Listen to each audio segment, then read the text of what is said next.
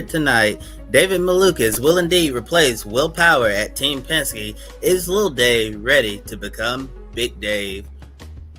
Dennis Hauger is moving up to IndyCar full-time next year. Can the Indy NXT champion pressure Marcus Ericsson for his Andretti seat in 2027? Denny Hamlin sounded off on the incident involving teammate Joe Gibbs at New Hampshire. What was said on the latest episode of Actions Detrimental? Hello to all of our viewers watching here in the United States and around the world. Welcome to Grid Tonight, your weekly motorsports news program. I'm Kobe Lambert, and with me are Joshua Birch from JB Motorsports and Matt White from Grid Endurance Performance Index. We encourage everyone to interact with us in the chat, support us through Super Chat, and visit gridnetworktv.com for our latest content. And before I throw it over for our top story this evening, want to say a big congratulations to you, Josh, everybody at JB Motorsports for reaching 10,000 subscribers on YouTube. That's just phenomenal. Really happy for you, Josh, and the great program you built at JBM, and all your wonderful team of commentators. You guys deserve that honor so much and so much more, and just keep doing what you're doing. Even greater things are going to happen. I'm honored to have you here as a colleague at Grid Network, and 1,000 subscribers. This is awesome, man. Really happy for you. You kept that bit out of the script. You didn't tell me that was going to happen, and now I'm all emotional again. It happened during the NASCAR. We didn't expect it to happen. We started the day at like 9:84 something or other, and it slowly started rising during another very successful NASCAR stream. So if you come over from NASCAR, as I was plugging the Grid Tonight show as well, the Grid Network, hello, welcome. But yeah, it took me by surprise actually. And I think with like 7 to go, we hit 10K. And I was just flying for the last couple of laps, and it was very emotional. And I'm still not over it completely. I'm trying to organize. Every time I come in to write something for a post on social media, I can't think of the right things to say. So there is a gushy post coming.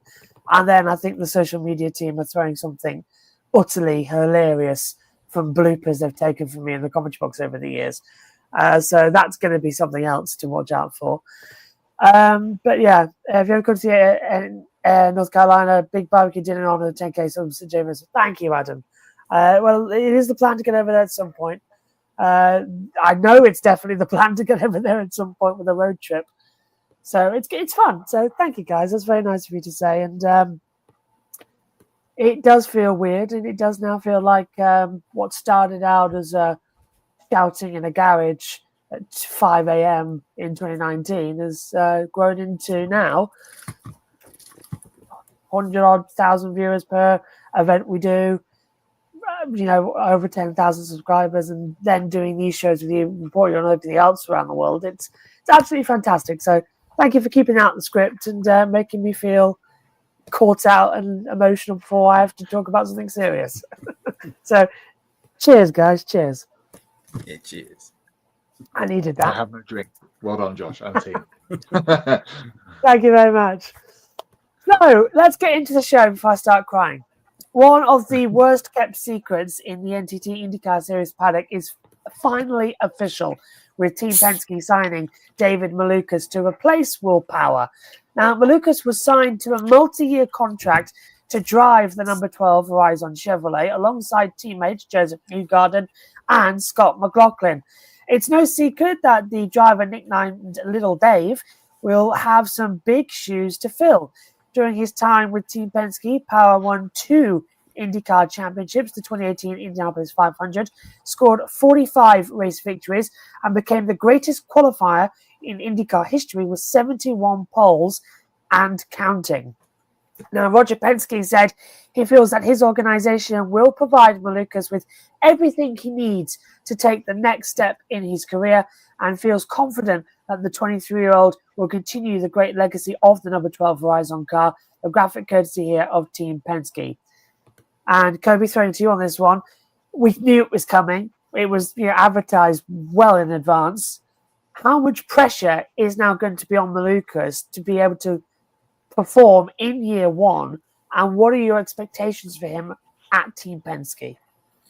Well, anytime you're signed to drive an IndyCar for Roger Penske, you're expected to, go out there and compete with the best of the best in the series. And, and obviously, like anywhere in racing, you're going to be compared to your teammates more than ever. And we all know this year, Team Penske, for the most part, struggled all throughout the IndyCar season until they caught fire towards the end with Will Power, who's no longer with the team, and Joseph Newgarden catching wins in 2 of the last 3 races. And I think if David Malukas can finish close to Scott McLaughlin and Joseph Newgarden in the points, that'll be declared a successful first season for him at Team Penske. But, unlike Scott McLaughlin, I don't think David Malukas is going to have, I think his leash is going to be a lot shorter than it would have been, with Scott McLaughlin, because when Team Penske brought McLaughlin over from supercars, this was a completely foreign concept to him, open wheel racing, after driving in big, heavy supercar. Yeah, so with David Malukas, he has quite some experience in open wheel racing, and obviously he's been in IndyCar for a few seasons now, unlike McLaughlin, who just come over here cold turkey and was remarkably able to adapt, like a duck takes to water to the IndyCar style of racing. And David Malukas, since he already has that IndyCar experience, he's not going to be given the same amount of grace as someone like a Scott McLaughlin, who you thought would need a lot more time to get up to speed. And looking at the history of Team Penske, they don't really make a lot of mistakes often when it comes to IndyCar. Usually they put a guy in their car and they go out there, perform, and do the job that needs to be done, until the performance, starts to fall off a little bit, like it did for Elio Castroneves. Simon Pagenaud, obviously, Will Power never fell off, but, he got the boot.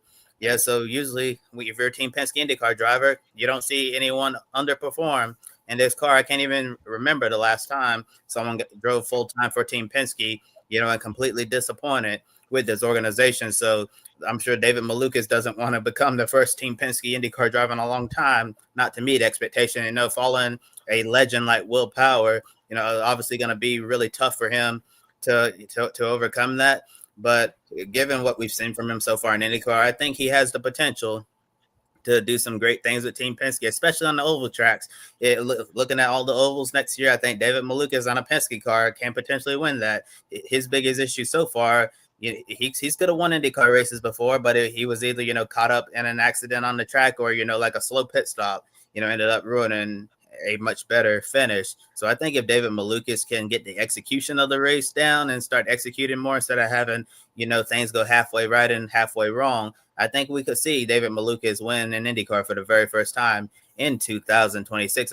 And although he has shown speed on the road and the street courses as well, I think David is, going to have to work and improve that. And, Team Penske, actually this year they haven't been as great, on those tracks that they have been in the past. But towards the end of the season, they seem to have found something as their new leadership group, has a full offseason under their belts and build towards next season. Hopefully, having some consistency there will help this program get back to where it was before this, mostly underwhelming 2025 season. But all in all, I think David's going to be under quite a bit of pressure, and he's going to have to prove to everybody that he is worth this drive at Team Penske. Well, good evening, guys. Much talked about move finally gets announced. I had Malukas as my pre-season Indy 500 pick for this year. So now he's in a Penske car. Surely that's he's going to be in the mix, perhaps on the ovals, as you say, Toby. Probably still got some work to do on the road and street tracks, but on the ovals he'll go well. And to your point, I was just trying to think of the same. Who was the last Penske signing that flopped in their IndyCar paddock? Because of course, sort of since the reform, when was that? 2007. It was Helio, Will, Simon, Pagenaud. Then obviously Newgarden came in, and now Scotty Mack. There hasn't been anyone else. Obviously before that was Sam Hornish, Jill DeFerrin, those kind of guys. There hasn't really been anyone that has gone in there and done a year, maybe 2, and then been moved aside for however long. If you're watching this and get in the comments and tell us who was the last guy that Roger had to give the boot to for various reasons, because we're struggling. But this is a really good signing, and he's 23, he's still young, he's still learning. Good for Verizon as the partner to get a young guy in there that is decent enough on social media as it is, and he can do all of the sponsorship stuff that they will need him to do. And Bus Bros assemble, because it was on Bus Bros all those years ago where the Little Dave nickname was coined by Joseph Newgarden and Scott McLaughlin back in the day, and now all 3 of them are teammates. Of course, after all that stuff, they all kind of fell out a little bit, but now they're all back together and they're going to be teammates again in the Penske camp for next year. So, and as you say, Kobe, once they've got these new engineering set up down through the off season, and of course the IndyCar season is probably the longest of all of the championships that we cover on the Grid Network. They've got plenty of time to put their heads in their laptops and figure some stuff out. I guess once we get to pre-season training in February before St. Pete, we're going to know sort of where Malukas is going to be within his new team. I think he'll go well, and I agree. I think he'll probably, well, more than likely pick up a win during the year next season. I've got several places where I think he could win, Gateway being one of them as well. Absolutely. He's Phoenix. always good there. Phoenix, yeah, it's right, second round. That would be big, wouldn't it? Second race in the car, bang, win. I would not put it past him. I really wouldn't. That would be something that, although he did crash at Nashville, didn't he? But do we really count that as a him fault? So went through on the inside and took up the road. I don't know if you've seen that one yet, man. I'm actually thinking about it. Was that the one with Louis Foster? Yeah. That one. I think most people thought that was more of a Louis Foster thing than a David Malukas thing. Good. In that situation, but yeah, like I was saying, the execution with David Malukas has been one of the biggest issues. He has a lot of raw talent, he has the speed, but he needs to execute a complete race from start to finish. And although Malukas had a lot of speed with AJ Foyt racing this past season that just wrapped up, I noticed in the pits, the pit crew sometimes let him down and cost him some positions on track. Track position, depending on where they're at, is more important than ever. And I feel like that also held him back. But Team Penske, they're going to have the best of the best on the pit lane, and if he doesn't have a pit crew letting him down, I think he'll get along fine, and also he'll have some room to grow. To go to Adam's point here, I will say he'll win 3 races next year. I think he'll win Phoenix, Gateway, and strange. I'm thinking either Road America or Mid-Ohio. I think that's the 2 road courses I think he'd go well at. That's what's been rattling around in my brain while I was reading Adam's comment down there. Going back to Malukas, he was saying that racing for Team Penske is a goal for every young race car driver, and he's honoured that he's getting this chance to live out that dream. Now, his path to driving for the most successful team in IndyCar history was a journey full of ups and downs, as we've been saying. During his first 2 full seasons as an IndyCar driver, Malukas showed lots of potential with Dale Coyne Racing in both 2022 and 2023. He showed so much potential that Aaron McLaren signed him for the 2024 season. However, he never got to drive a single race of them after being released from his contract following an injury to his wrist. Now, Meyershank Racing threw him a lifeline during the second half of the 2024 season and gave him an opportunity to finish out the year after sacking Tom Blomqvist. Then he was signed by AJ Foyt Racing for the 2025 season, a team that had a technical alliance with Team Penske. Now, it's one of the highlights of his year was finishing second in the Indy 500 and almost cracking the top 10 in points as well. The potential is there, as Kobe and Matt has said, but he hasn't won a race yet. Like a young Joseph Newgarden did with Ed Carpenter Racing years before, Team Penske signed him as well. But we know Will Power is going to be fired up in 2026 with Andretti Global, wanting to prove the captain wrong for letting him go. But now the number 12 team will have a young driver with a lot to prove behind the wheel. And in the press release, Malukas acknowledged that Power is one of the legends of the sport, and the number 12 Verizon Chevrolet is one of the most recognizable cars on the grid. He also admitted that he'll have some big shoes to fill with one of the best teams in the paddock. So, Matt, coming to you on this one as well. Who will win a race first at their new team? Malukas with Penske or Power with Andretti? Yeah, just quickly on Malukas, you forget, don't you, that 18 months ago, his IndyCar career was on the ropes after being released by McLaren with the wrist injury and all of the things that went along with that. And I remember him talking about being at the 500 and not racing. And I think he was up in the corporate suites in turn 2 during the race, doing some bits and pieces. So, he was really, teetering on the edge. And now he's at Team Penske. So what a turnaround for him. To our point from before, I think Malukas will win before Power does.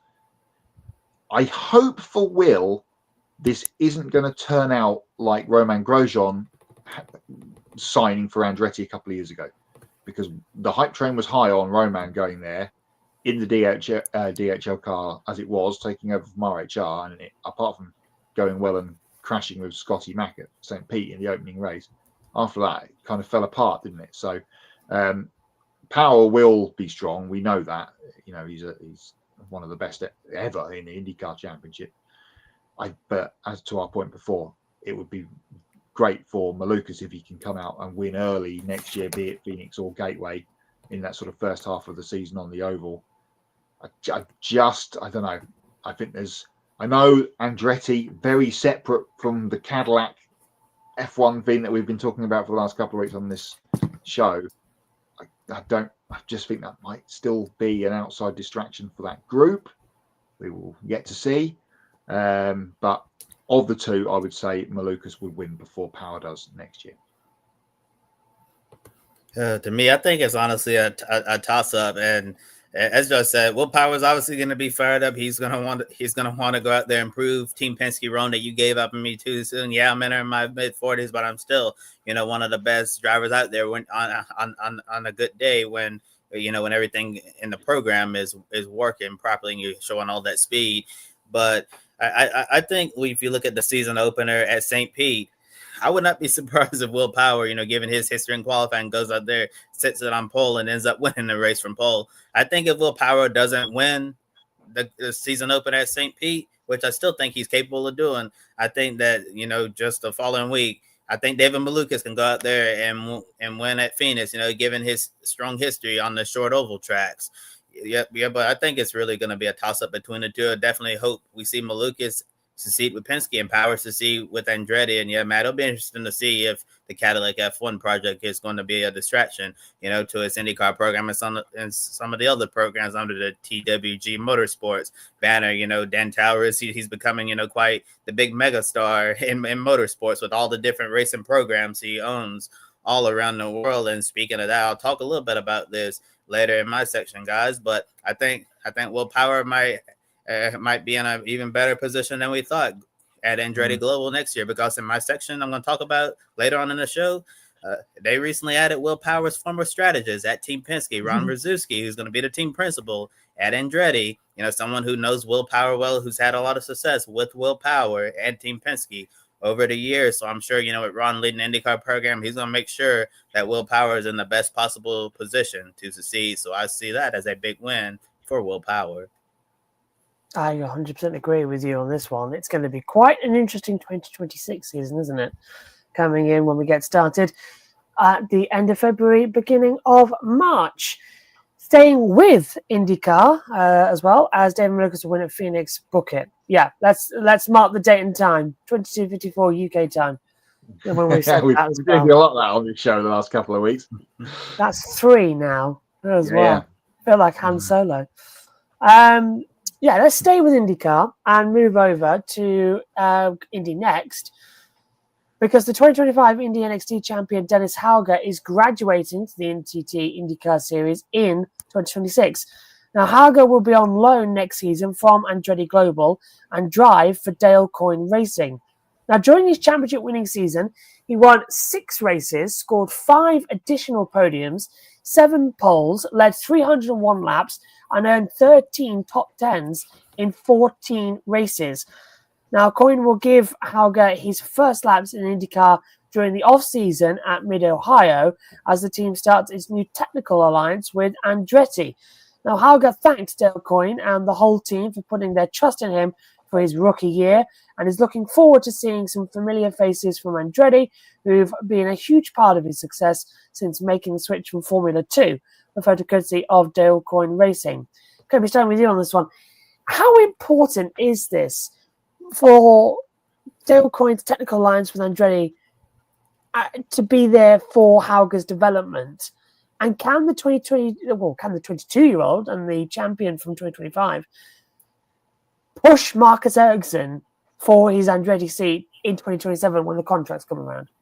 It's been really interesting to see how the infrastructure among IndyCar teams have changed over the years. They kind of shifted towards like a Formula One system where you have your main team, then you have like your junior team, and it seems like Dale Coyne Racing is becoming an Andretti junior team in this aspect, because we know Team Penske has the technical alliance with AJ Foyt Racing, and then Chip Ganassi Racing. They picked up Meyer Shank Racing, who previously left for technical alliance with Andretti. So Andretti needed to have a partner to form a technical alliance with, and Dale Coyne Racing was right there, and and obviously signed the deal, and now Dale Coyne is going to have access to a lot of Andretti engineers and data, and we all know that everybody in the paddock raves about their dampers program, which I'm sure Dale Coyne Racing will be really happy to have.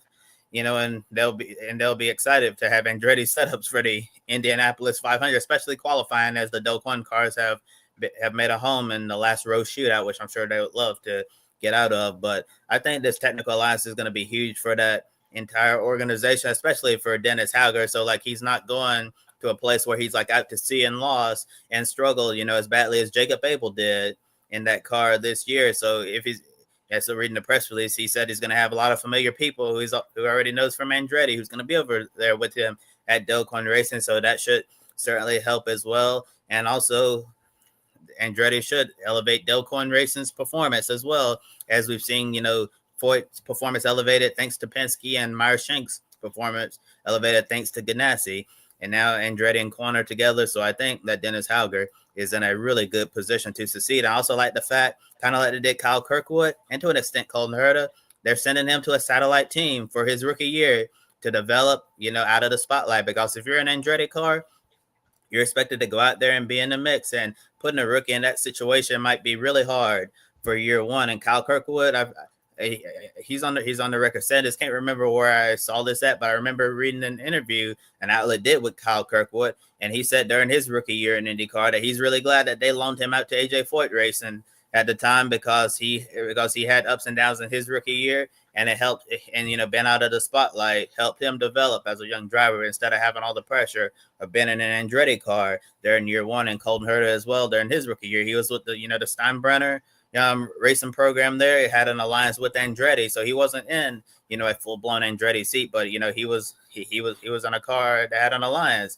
with Andretti. And Colton Herta, he was obviously able to perform extremely well for a rookie, even won his third career race in the IndyCar Series, showing the potential that he had and why he's eventually landed this test and development driver role with the Cadillac F1 team. And it seems like Andretti is following the same path here with Dennis Hauger to put him in this position. And the second part of the question you asked about Marcus Ericsson's seat, honestly, Josh, Matt, I think Marcus Ericsson is driving for his next job next year. I think unless Dennis Hauger struggles extremely badly and Marcus Ericsson sets the world on fire, I don't think there's no reason why you shouldn't expect to see Dennis Hauger in that number 28 Andretti Global Honda in 2027. I think if Dennis Hauger comes in and does a great job his rookie year, I think that seat is his. I think Marcus Ericsson, in order for him to keep that seat, he's basically going to have to go up there and be at the top of the championship with Alex Palou and Pato O'Ward battling for the title with a shot, heading into the season finale. That's the only way I think Marcus Ericsson saves his job. I think that this is just a plan to get Dennis into IndyCar in a seat, learn, and then year two, he's ready to go full-blown Andretti. Yeah, great for Coyne to get this tie-up. And as you say, Toby, they'll really be keen to get their hands on Andretti data for the 500, because they have struggled there, as you said, over the last couple of years on the old last row shootout stuff with their former drivers. So that's big. I think a lot of people were perhaps a little bit skeptical on Hauger going to Indy NXT from F2. It was a bit of a sort of sideways and slightly backward step for him, perhaps, but it's worked, hasn't it? He was superb all season this year and smashed the field a lot of the time to win the championship fairly at ease. So it's worked, and now he's got himself an IndyCar ride. This was, I'm sure, the Hauger plan for this year was to win the championship and get himself up into the big league, which he's done. And yeah, I think he is going to be putting Marcus Ericsson under some pressure. I think this might sound harsh on Marcus. I think Andretti thought they were signing Chip Ganassi Marcus Ericsson, and what they've actually got is Sauber Marcus Ericsson, because the last couple of years he's not featured.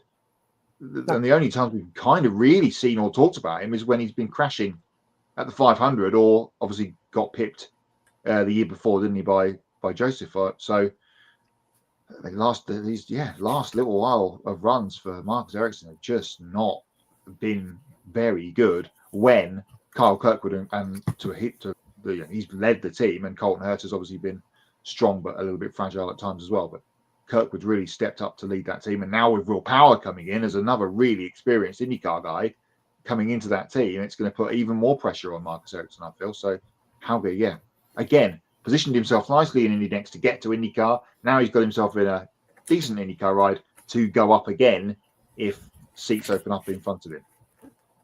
It's one of these things that keep on rotating with IndyCar that I'm just loving during this off season. It's never 100% known where we're going to be from one day to the next. So let's leave IndyCar and park it for a while and move over to NASCAR, which is, surprise, surprise, taking us 26 minutes to get to tonight. Now, yesterday, Trackhouse Racing has announced that Randall Burnett will join the team from the 2026 NASCAR Cup season as crew chief for Connor Zilic. Now, Burnett has been with Richard Childress Racing for a while now, and he was currently the crew chief for Kyle Busch's number 8 team.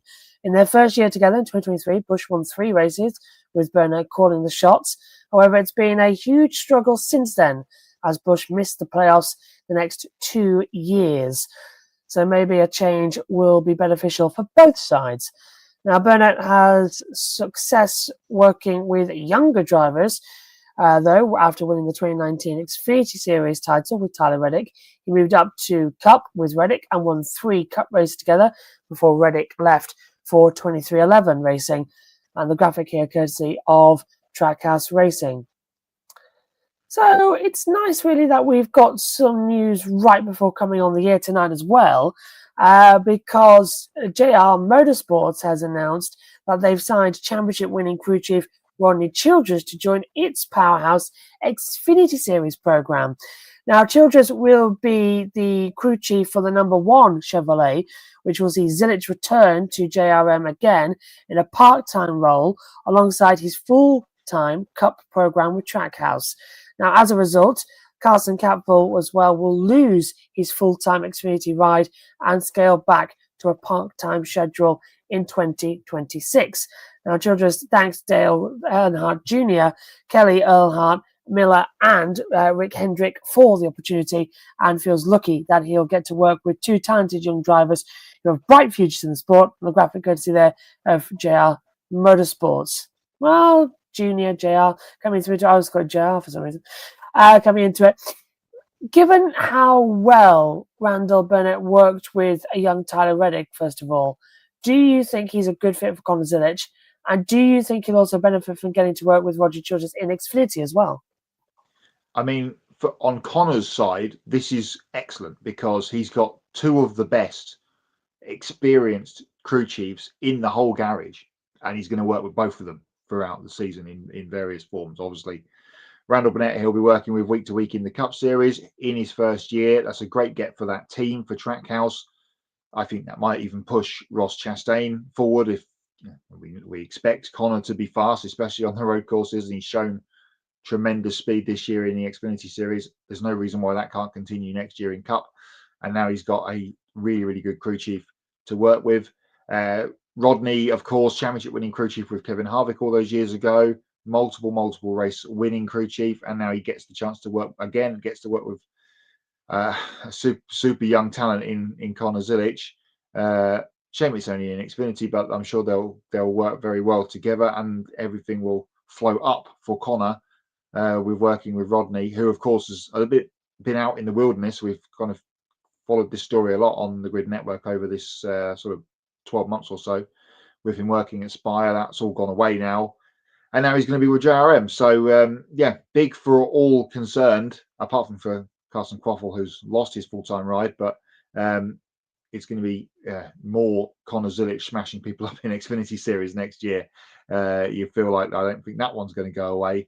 How that dynamic will work between him and Randall in the Cup, though, is going to be an interesting one to follow.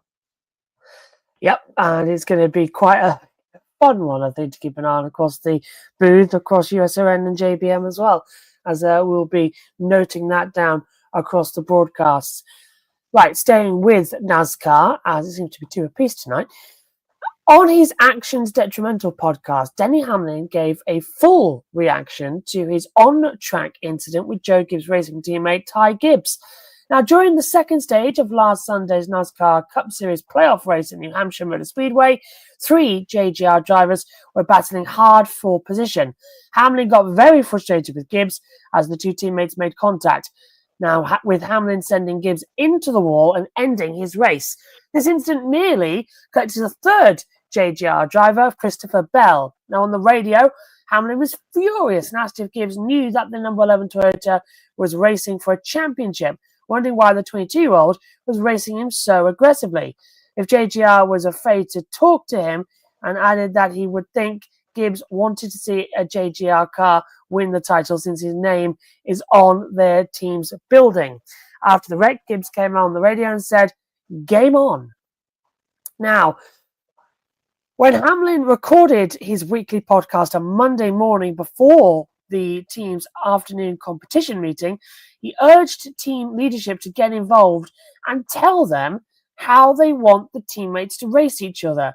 Now, he said JGR needed to tell them what to do, and he was willing to follow their playoff racing rules. Now, in the past, Hamlin said team owner Joe Gibbs told the drivers that if you're in a non-playoff car, then cut your teammates in the playoff a break whenever you can. However, when interviewed after the race, Joe Gibbs said he felt it was for the best for the drivers to handle this amongst themselves.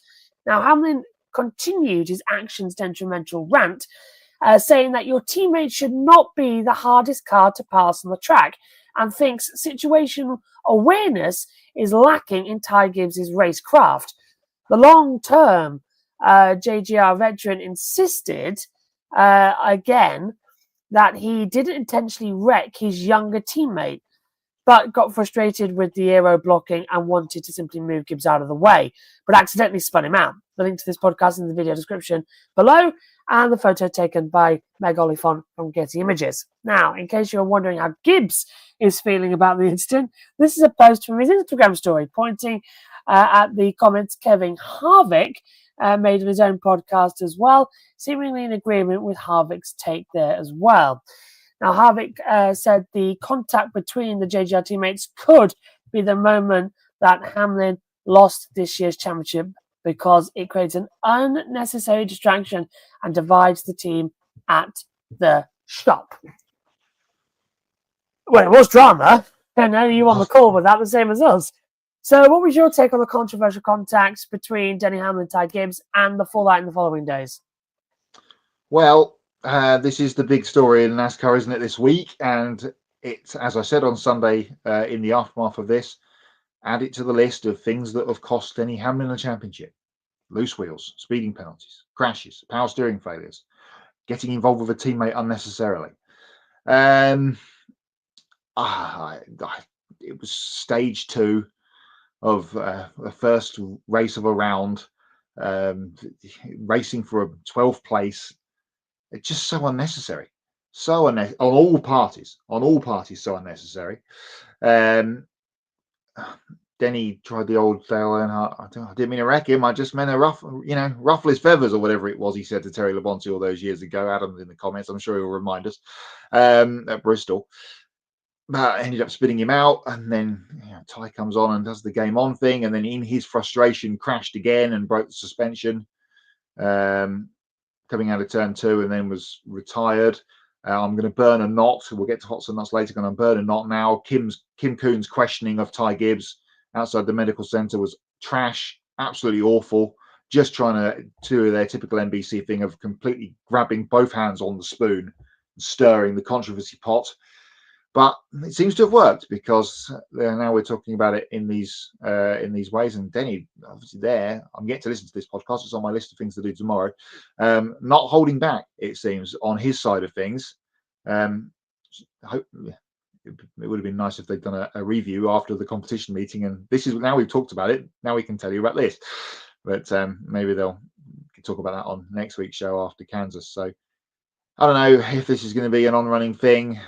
Ty's obviously upset, but what I will say is, don't forget a couple of years ago, Ty Gibbs was out racing for himself at Martinsville in that Xfinity playoff race and cost Brandon Jones a chance to go to the championship race in the very last corner of the very last lap, completely unnecessarily, and caused a huge accident with everybody piling in behind. and Ty was in the middle of that controversy as well. So I think he does need to step out of his own way at the moment. We know he's frustrated. I think all of us and a lot of other people would have expected him to win by now, especially when all of his three teammates have done a lot of winning this season as well. So maybe that's sort of part of it. I want to be racing with these guys at the front, but all this happened racing for 12th on lap 120 of a 300 lap race. It just seems massively unnecessary to me. I'm just taking a look back on the touchscreen analysis pad we've got up here of that incident that we loaded back in with the clips. Very clearly, you can tell that Denny he does go to shove him, but he does it with such force by treading off the brake that Gibbs was always going to end up in that wall. It was completely done on purpose. That's, of course, my opinion on the matters as well. But yeah, that was just using the touchscreen analysis that we've got access to. So it'll rattle on, as you say, Matt. I agree with all your points on it as well. It's going to be something that we're going to be talking about in the broadcast this weekend, so tune into that across the Grid Network, USRN and JB Motorsports. But right now, it's time to hand over to Matt White for the latest with our Grid EPI update. And it's been a doozy. A big week of Endurance Performance Index updating to tell you about for week number 26 of 2025. 128 races of 152 now scored in the Grid EPI. And we will start, we've got some champions to tell you about actually this week as well for the first time since the beginning of the season. So that's exciting. We'll start though at Indianapolis at the Brickyard for the battle on the bricks for IMSA, which was won by the Whelen Cadillac team, breaking a 2-year drought for Cadillac in the IMSA paddock. Can you believe it's been that long? Jack Aitken, Earl Bamber and Frederick Vesti getting the victory. And there they are in the most famous victory lane in the world at IMS. So congratulations to those guys. Over the 6 hours, they came out the winners. In GTD Pro, there was a win for Ford, Mike Rockenfeller and Sebastian Priaulx, continuing their very, very strong season in the Mustang, picking up the victory there. LMP2 was won by Stephen Thomas, Mikkel Jensen and Hunter McElrea. They've been very strong as a trio in the endurance races this season and as a duo in LMP2 between Hunter and Stephen as well. GTD was a big story, a first win for Inception in the IMSA paddock, switched to Ferrari last year from McLaren, and they have now picked up their first win for Frederick Schandorf, Brendan Arieb and Ollie Milroy. So congratulations to all of those guys. One more race to go for IMSA, and it is the Petit Le Mans at Road Atlanta in 3 weeks' time to wrap up the IMSA Championship. Wrapped up in terms of championship was at Valencia at the weekend for GT World Challenge Europe. There is the car that won the race on Saturday. More on that when we get to Hots and Knots, trust me. Luca Engstler and Jordan Pepper, the winners for Lamborghini. The category winners on Saturday. Gold Cup was won by Thomas Fleming and Louis Pret. Gilles Stabs Barder and Matisse Lismon winning in Silver Cup, and Dennis Marshall and Justin Blattner won in bronze, which meant with Pepper and Engstler winning that race on Saturday, the championship would go in the Sprint Cup to the final race on Sunday. And the guys that went into the weekend with the championship lead came out with it too. Charles Weerts and Kelvin van der Linde put together for the first time this season with Kelvin in this car, and that's number 32, which has been Weerts and Dries Van Voort for many, many years. Kelvin van der Linde slides into the seat. Dries left for him, and they end up winning the race on Sunday, and they end up winning the championship too. So congratulations to those guys and to Team WRT, who continue to have a stranglehold on the GT World Challenge Europe Sprint Cup, especially. Not gone all their way in endurance, but certainly in sprint they have been the masters. Gold Cup was won by Jens Klingman and Faisal Al-Zubair. Cesar Gazzo and Aurelien Panis won the Silver Cup race and actually came in the top 5 overall. And Bastien Boos and Barsha Mardini were the winners in bronze. Champions, Weerts and van der Linde, as I've mentioned, they are the overall champion and the race winners on Sunday. The Gold Cup in the Sprint Cup was won by a car with Verstappen down the side of it, Thierry Vermeulen and Chris Lullum, the winners. Gazzo and Panis winning that Silver Cup race on Sunday confirmed those guys as the Silver Cup champions for the season. And Justin Blattner and Dennis Marshall's win on Saturday, and they are the Bronze Cup champions for GT World Challenge Europe Sprint Cup for the season. One more round of the European portion of GT World Challenge to come, and that is at Barcelona in a few weeks' time for the final of the Endurance Cup. Let's switch across to Japan, because Super GT were in action again at the weekend at Sugo, and Suzuki Matsuda and Tepi Notori there taking the checkered flag. That was how close it was at the end, and they took the lead in the very last corner to win the race in GT500. A very long time for those guys between drinks as well, and congratulations to them on snatching that victory at the very end. GT300 was won by Hiroki Yoshimoto and Sunsei Kono. That's a debut, first win for Kono in GT300 as well.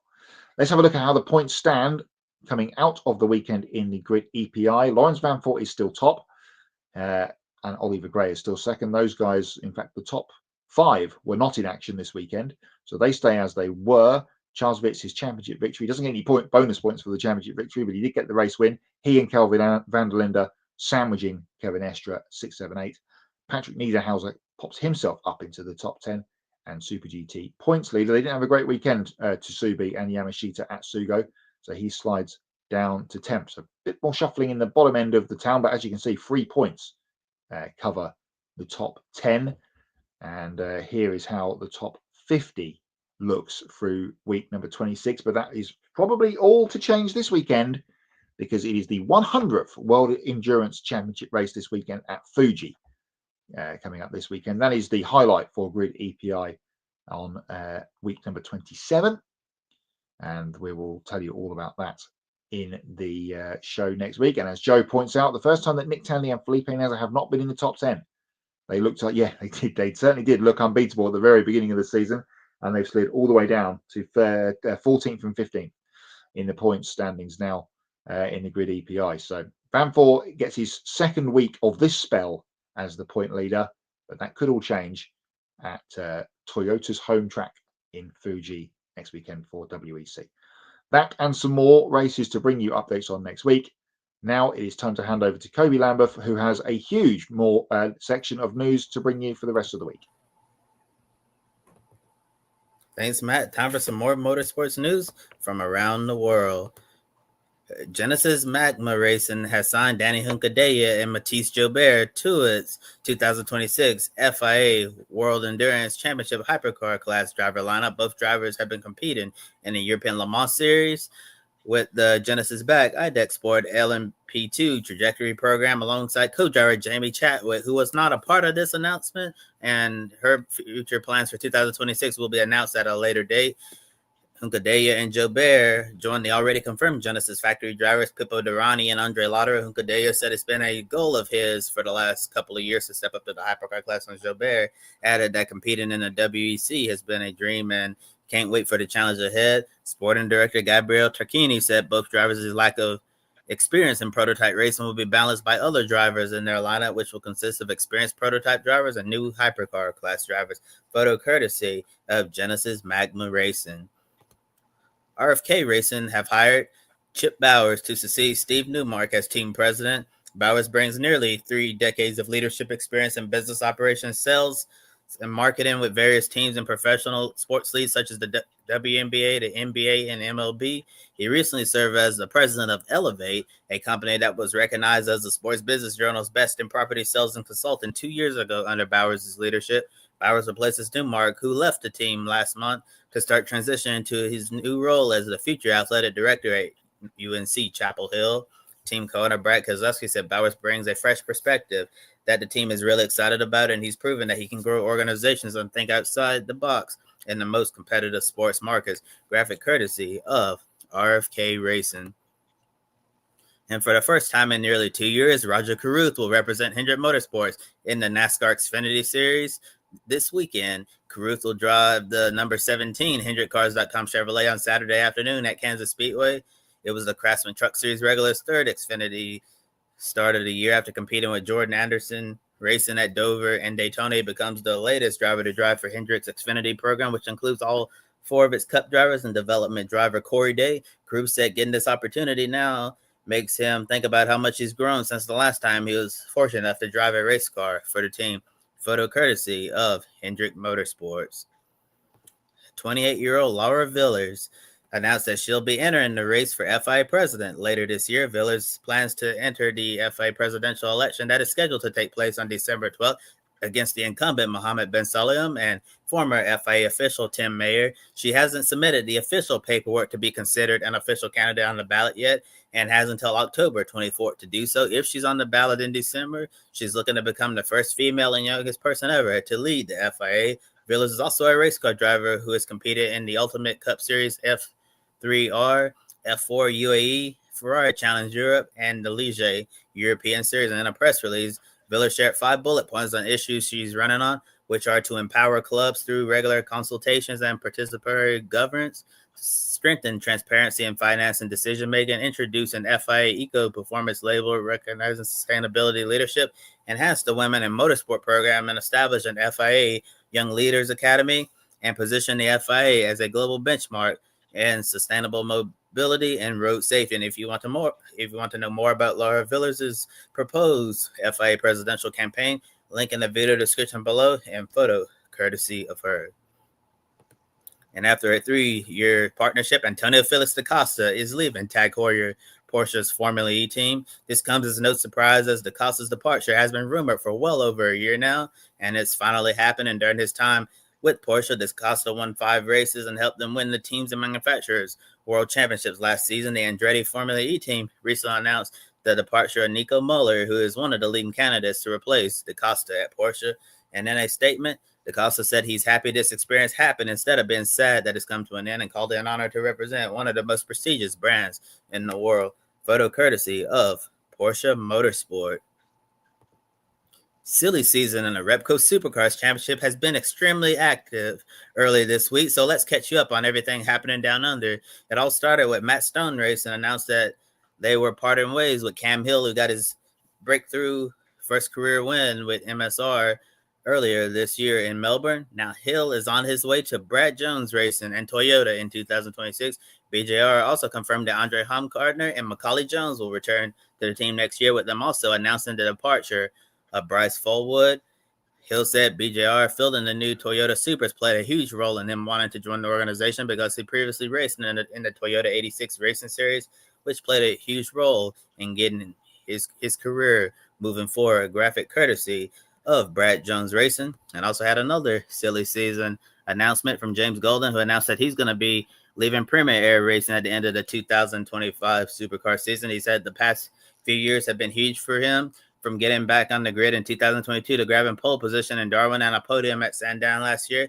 He wants to thank everyone at Premier Air and all the sponsors for the support. They've made some great memories together, and said it wasn't easy to call, but he feels like it's the right time to take the next step in his career. And for now, his focus is on 100% finishing this season strong and delivering the best results he can for Premier Air. 2022 Formula 2 champion Felipe Drugovich will compete in the ABB FIA Formula E World Championship full-time next season. Drugovich will drive for the Andretti Formula E team alongside Season 9 world champion Jake Dennis and replace Nico Muller.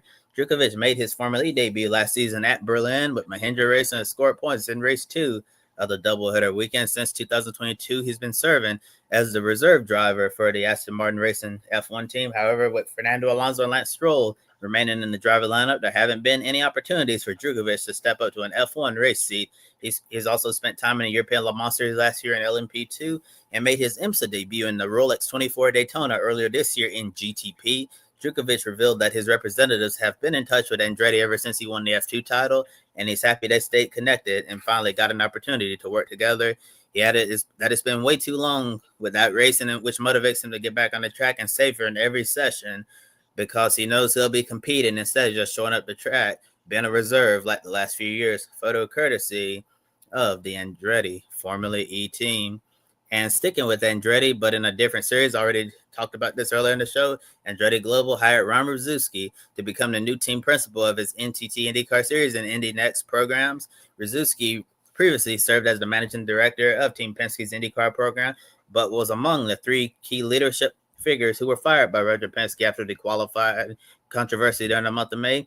And an update on those other 2, Kyle Moyer, he started working with Aaron McLaren towards the end of the season. I believe he was on the box for Nolan Siegel to try to get him up to speed. And Tim Cindric, the other big name, a part of this group, has not landed anywhere yet. And we'll certainly be keeping an eye and see where Tim Cindric is going to land in the future if he wants to continue working in motorsports. But getting back to Rzuski, he's going to replace longtime Andretti team principal Rob Edwards, who's receiving a promotion to chief performance officer for TWG Motorsports, overseeing all of its IndyCar, Indy NXT, Formula E, NASCAR, and IMSA programs. And interesting enough, Rzuski will start his new role at Andretti in January 2026, just like the team's newest driver, Will Power, who Rzuski, as I said earlier, previously worked with Will Power as his strategist at Team Penske. TWG Motorsports CEO Dan Towers said Rzuski's impressive and successful career in motorsports brings a new perspective to Andretti Global and has full confidence that he will do a good job for them in his post-Penske life. Photo taken by Carl Zemlin from Penske Entertainment. IndyCar on Fox Pit Road reporter and driver Jack Harvey will return to the cockpit for the 110th running of the Indianapolis 500.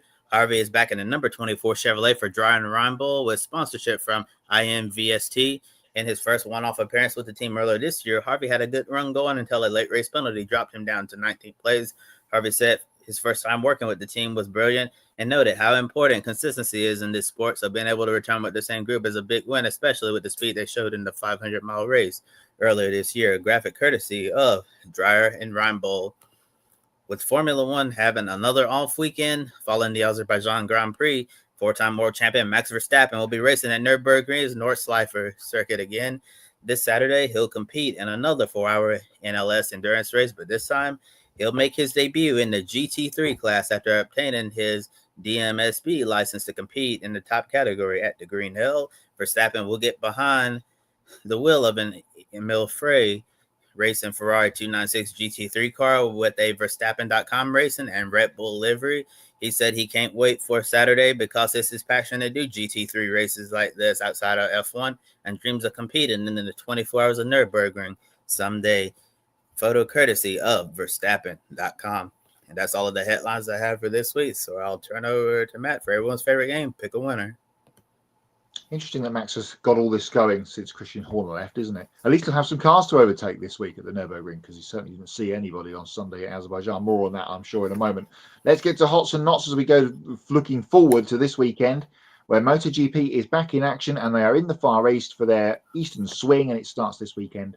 At Motegi for the Japanese Grand Prix, if you have a blue, I'm going colourblind. If you have a green number next to your name on the Pick a Winner graphic, hashtag Pick a Winner, you are still within a chance of the championship. It is still a 3-point deficit for Kobe down behind Matt B at the top.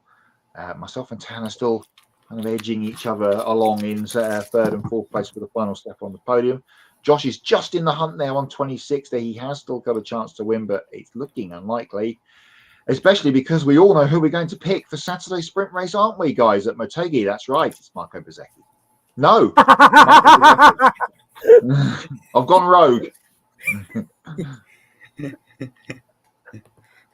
Well, I'm going to go with the guy right here on the screen below me, Marc Marquez. And if he wins, we're going to add another picture of him to this graphic. And given the number of MotoGP races left, we might run out of space for Marc Marquez to win these sprint races that he's been dominating all year long. Here you got Josh. All together now, chaps. Mark. It's Mark. He can win the championship, of course. Can he win the championship this weekend? Yes. He can. Yeah. He couldn't win it in San Marino, but he can win it in Motegi. So basically, what you're telling me, Matt, is that this is the start of hell for me. Yes. Morning MotoGPs and evening Formula One races. So yeah, great. And NASCAR, of course, it's that time of year. So what have we got then? So we've got Kansas, NASCAR, we've got MotoGP. Over the weekend, of course, double pick a winner for MotoGP because of the sprint race and the Grand Prix. There's what a thing it would be for Mark to win the championship on a Ducati in Japan, being that all of those other titles came on Hondas. It's a bit like these kind of things have been written in the stars. I jest with my Bezzecchi pick. I am also going with Mark, as is Joe. So that's a point for all of us, and one for Adam too. Let's jump on that bandwagon. Get your picks in for the weekend's races. You've got all the way up to the green flag, green light, lights out. whatever it is, depending on whatever it is, this weekend to add this man here to your pick a winner tweet, post, stamp, whatever, across all of the Grid Network TV social pages, Facebook, Instagram, Twitter, Blue Sky, everything else. Liberty will introduce MotoGP playoffs, says Joe. He's gone out on a limb there. If they do, bye-bye. That's my television turned off. Lights out Anyway. guitar and Marc Marquez is the champion. Done for you. There we go. Let's get into Hots and Knots then as we approach an hour on the show to wrap us up. Plenty of hots from the Grand Prix in terms of people that needed a good performance. Yeah, well, Max. I wasn't. Well done. Yeah, I mean, yeah. Well done, Carlos, getting Williams back on the podium after such a long time. Well done, Liam. Great drive from Lawson all weekend. Tremendous, especially after the way that Hajar's been going recently, and kind of put him to shame. Georgie boy getting a win when he's ill. That was fantastic. Poorly sick George with his I'm just going to go as fast as I can into the pit lane with my eyes closed, Russell. Not COVID, but very COVID. Yes. It's COVID. He's got COVID. It's on the radio. Hello, yeah. I'm George Russell. They said it wasn't COVID because it wasn't but he was suffering from a respiratory issue. But he was isolated. He was seen wearing masks. But the one thing that's bugging me is the fact is that when he was on the podium, he took a sip out of Max's champagne bottle. Well, if Max doesn't turn up to the Neblo win on the weekend, we know why. Yeah, I think he's playing 4D chess here. George Russell. I know how to beat this guy. Give him some COVID. Yeah, so it just got to me a little bit. I thought, But the one thing I like for the weekend for Azerbaijan, I really enjoyed qualifying because it was so unpredictable. The race was sort of, but the qualifying proved and shut everybody up as the fact is that the people have been saying recently, qualifying needs to change. Qualifying is, it's just not working anymore. Qualifying's great. Six red flags. Yeah, it shook up the grid, didn't it? It gave us a great getaway, and we got a Williams podium. It was epic. Best qualifying we've had in a number of years, I'd say. I can't remember another one that was that good because I was on the edge of my seat after all of it. Yeah. I can't. That's really it. Just Carlos Sainz, everything there. Great weekend. Yeah. In terms of Azerbaijan, I think the race was. I think the Pirelli they need to do something with these tyres because one-stop strategies on street courses isn't working. Yeah, the softest tyres. Yeah, the softest tyres just aren't soft enough. Which, it's worrying me a little bit. Was it compared to how it has been in recent years, which probably didn't help matters, but. No, and then it was supposed to rain, but the FAA radar wasn't working. We had F1 rain, didn't we? It's coming. Yeah. It's coming. No, it's not. No. Yes. It's the anticlimax, I think. Yeah, that was quite funny. I've got a couple of knots, and I think you know where I'm going with a knot. Okay. Obviously, Denny Hamlin. That was childish. That really was. But I didn't like Oscar Piastri over the weekend. I know he made some silly mistakes, but he's doing Orlando. He's whining again. That's my thing. Okay. I don't like it. I'm going to say something with the race yesterday, so I'm a little bit behind on catching up with things post-race. I'm going to be quite controversial with what I'm going to say now. So are you ready for this? You think I'm okay? I'm braced. Neither McLaren drivers are going to win this year's title. It'll go to Max. I did my best Kevin Keegan, Max Verstappen thing at the weekend, and I said, he's still in the fight for this title. They've got to go to Singapore and get something, and etc. It didn't quite take off as I hoped it would do on social media, that tweet. But Yeah, he's there. He's knocking on the door. But we've had two of the perhaps stronger Red Bull tracks over the last couple of races with Monza and Baku. So I think it will be back to normal, perhaps in Singapore. But Piastri's weekend, well, what a shocker! Just unravelled. But it wasn't seized upon by his teammate. No, Lando stuffed it again. He hit the wall. And just the bit that got me was with Oscar suffering from premature starting. We've all been there. Yeah. Anyway, it's the fact that you're right. Lando had a golden opportunity, but he hit the wall turn 15 in qualifying, moaned, and still moans, and then it just. McLaren are trying desperately to prove that they're not Red Bull or Mercedes.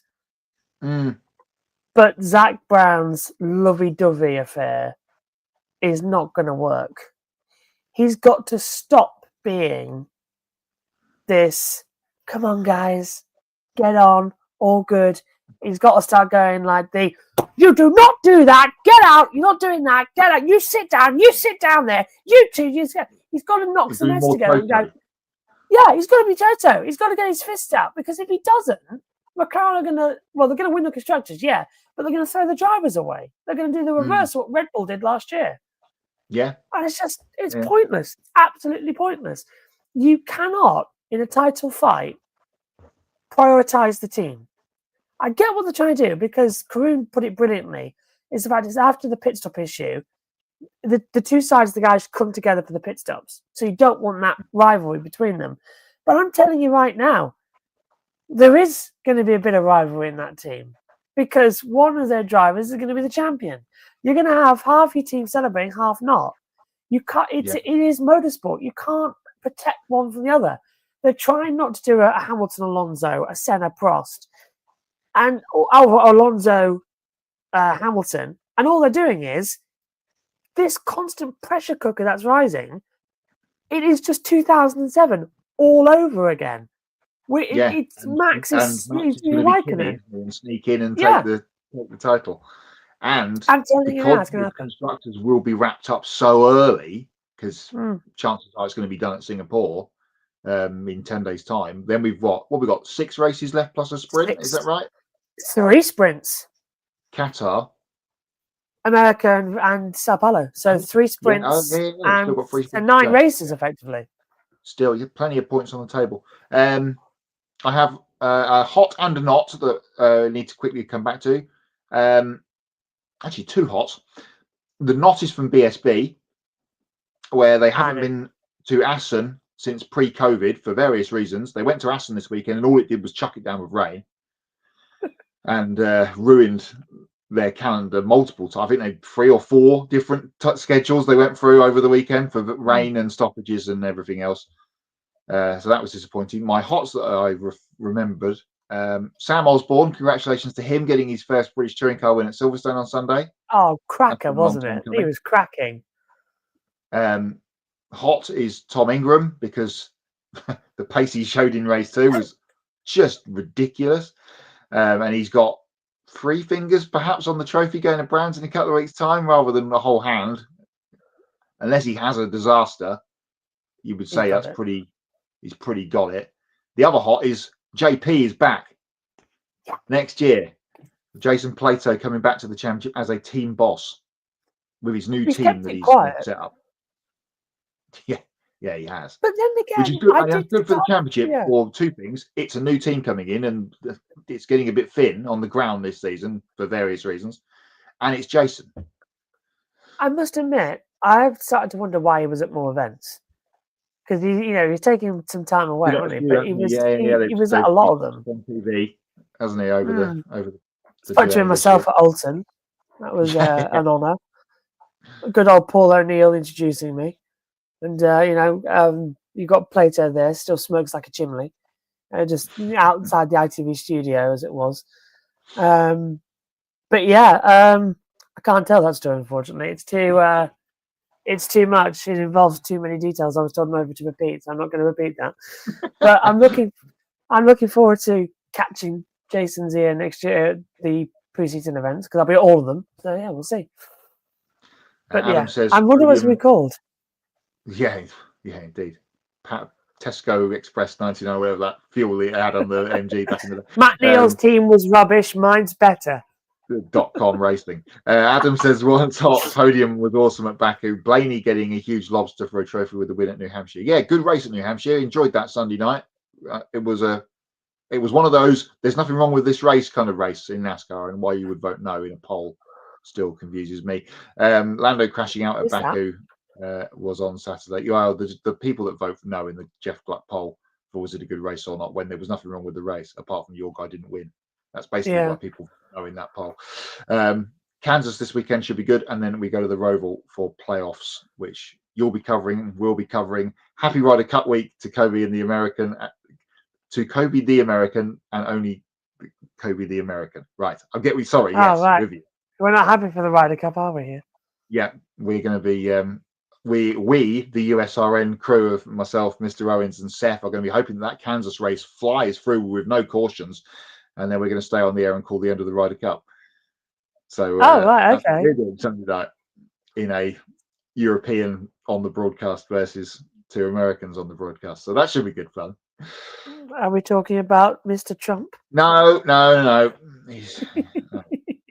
He'll be there on Friday. That's all we need to know. The FCC will probably be honest. You'll get Kimmel if you mention him. I've already got Google breathing down my neck. Don't need and on that note, on that bombshell, the FCC. So, taking a look at our upcoming schedule, unless Trump gets to us first. Stay tuned for the Grid Live pre-race. That's previewing NASCAR.